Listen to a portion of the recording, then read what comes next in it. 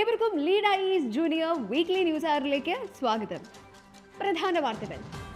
29ാം UN കാലാവസ്ഥാ ഉച്ചകോടിക്ക് തുടക്കം. സുപ്രീം കോടതി ചീഫ് ജസ്റ്റിസ് ആയി ചുമതലയേറ്റ Sanjiv Khanna. 2024 Booker prize Samantha ഹാർവെയുടെ ഓർബിറ്റൽ എന്ന നോവലിന്. ലോകത്തിലെ ഏറ്റവും വലിയ പവിഴപ്പുറ്റ് സോളമൻ ദ്വീപുകൾക്ക് സമീപം കണ്ടെത്തി ശാസ്ത്രജ്ഞർ. മൊൻഡ്യൂറോ 4.0 ലോകത്തിലെ ഏറ്റവും ഉയരം കൂടിയ എൻഡ്യൂറോ മൗണ്ടൻ ബൈക്കിംഗ് റേസ്. വാർത്തകൾ വിശദമായി.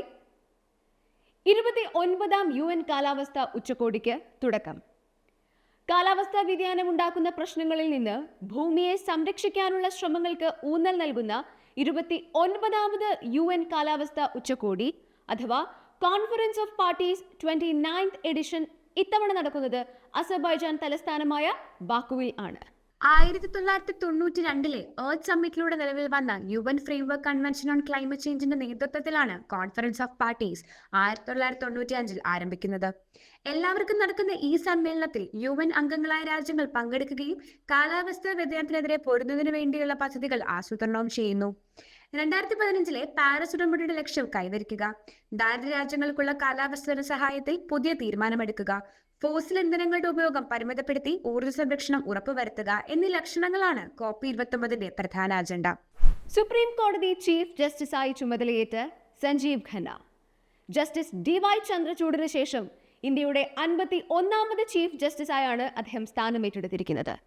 ഹൈക്കോടതി ചീഫ് ജസ്റ്റിസ് ആവാതെ സുപ്രീം കോടതി ചീഫ് ജസ്റ്റിസ് പദവിയിലേക്ക് ഉയർന്ന ചുരുക്കം ചില ജഡ്ജസിൽ ഒരാളാണ് ഇദ്ദേഹം.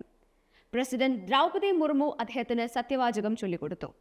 സുപ്രീം കോടതിയിലെ സീനിയർ മോസ്റ്റ് ജഡ്ജിനെയാണ് ചീഫ് ജസ്റ്റിസ് പദവിയിലേക്ക് പരിഗണിക്കുന്നത്. ഇന്ത്യൻ ഭരണഘടനാ വകുപ്പ് 124 പ്രകാരം സുപ്രീം കോടതി ജഡ്ജസിനെ അപ്പോയിന്റ് ചെയ്യുന്നത് പ്രസിഡന്റാണ്. ഇന്ത്യൻ സിറ്റിസൺ ആയിരിക്കുക, കുറഞ്ഞത് 5 വർഷമെങ്കിലും ഹൈക്കോടതി ജഡ്ജി ആയിരിക്കുക തുടങ്ങിയവ സുപ്രീം കോടതി ജഡ്ജി ആവാനുള്ള ക്വാളിഫിക്കേഷനിൽ ചിലതാണ്. സുപ്രീം കോടതി ജഡ്ജിമാരുടെ വിരമിക്കൽ പ്രായം 65 ആണ്. പാർലമെന്റിന്റെ ഇരുസഭകളിലെയും സ്പെഷ്യൽ മെജോറിറ്റി ഉണ്ടെങ്കിൽ മാത്രമേ ചീഫ് ജസ്റ്റിസിനെ പദവിയിൽ നിന്ന് നീക്കം ചെയ്യാൻ സാധിക്കുകയുള്ളൂ. റിമൂവലിനായുള്ള ഓർഡർ നൽകുന്നത് ഇന്ത്യൻ പ്രസിഡന്റാണ്. 2024 ബുക്കർ പ്രൈസ് സാമന്ത ഹാർവെയുടെ ഓർബിറ്റൽ എന്ന നോവലിന്. സയൻസ് ഫിക്ഷൻ നോവലായ ഓർബിറ്റൽ ഇന്റർനാഷണൽ സ്പേസ് സ്റ്റേഷനുമായി ബന്ധപ്പെട്ടാണ് തയ്യാറാക്കിയിട്ടുള്ളത്. UK, അയർലൻഡ്, കോമൺവെൽത്ത് രാജ്യങ്ങൾ ഇവിടങ്ങളിൽ നിന്നുള്ള ഇംഗ്ലീഷ് ഭാഷയിൽ എഴുതിയ പുസ്തകങ്ങളാണ് ബുക്കർ പ്രൈസ് നൽകുന്നതിനായി പരിഗണിക്കുന്നത്.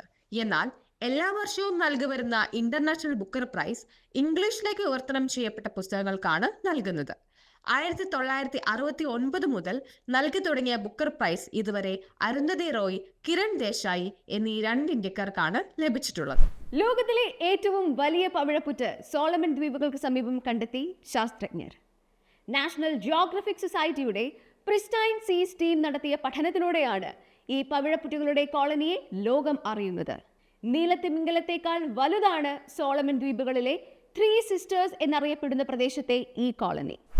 ഭൂമിയിലെ വൈവിധ്യമായതും 100 കണക്കിന് വിവിധ തരത്തിലുള്ള മത്സ്യങ്ങൾ, ചെറിയ സസ്യങ്ങൾ, വിവിധ തരത്തിലുള്ള കടൽ കുതിരകൾ തുടങ്ങിയ ലക്ഷക്കണക്കിനുള്ള ജീവികളുടെ ആവാസ കേന്ദ്രമാണ് പവിഴപ്പുറ്റുകൾ. തീരത്തോട് ചേർന്ന ആഴം കുറഞ്ഞ കടലിലാണ് ഇവ പൊതുവെ കാണപ്പെടുന്നത്. കടലിന്റെ മഴക്കാടുകൾ എന്നുകൂടി അറിയപ്പെടുന്നുണ്ട് ഈ പവിഴപ്പുറ്റുകൾ. മൊൻഡ്യൂറോ 4.0 ലോകത്തിലെ ഏറ്റവും ഉയരം കൂടിയ എൻഡ്യൂറോ മൗണ്ടൻ ബൈക്കിംഗ് റേസ് അരുണാചൽ പ്രദേശിൽ സമാപിച്ചിരിക്കുന്നു.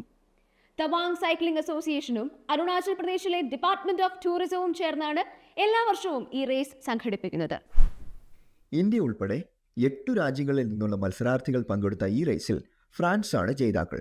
സമുദ്രനിരപ്പിൽ നിന്നും 10,000 അടി ഉയരത്തിൽ അനേകം മലകളാൽ ചുറ്റപ്പെട്ട ഭൂമിയാണ് അരുണാചൽ പ്രദേശിലെ തവാങ്. ഇവിടുത്തെ വെല്ലുവിളി നിറഞ്ഞ ഭൂപ്രകൃതി അഡ്വഞ്ചർ ടൂറിസം മേഖലയെ പ്രൊമോട്ട് ചെയ്യുന്നതാണ്. ഒപ്പം യുവാക്കളിൽ സ്പോർട്സ്മാൻ സ്പിരിറ്റ് കൊണ്ടുവരിക എന്നതും ഈ റേസിന്റെ പ്രധാന ലക്ഷ്യമാണ്. ഇന്ത്യ-ചൈന, ഇന്ത്യ-ഭൂട്ടാൻ അതിർത്തിയിൽ വരുന്ന ഈ പ്രദേശത്തിന് ജിയോ പൊളിറ്റിക്കലി കൂടി പ്രാധാന്യമുണ്ട്. ഇതോടെ ഈ ആഴ്ചയിലെ ലീഡ് ഐസ് ജൂനിയർ ന്യൂസ് അവർ അവസാനിക്കുന്നു. അടുത്ത ആഴ്ച കാണും വരേക്കും നന്ദി, നമസ്കാരം.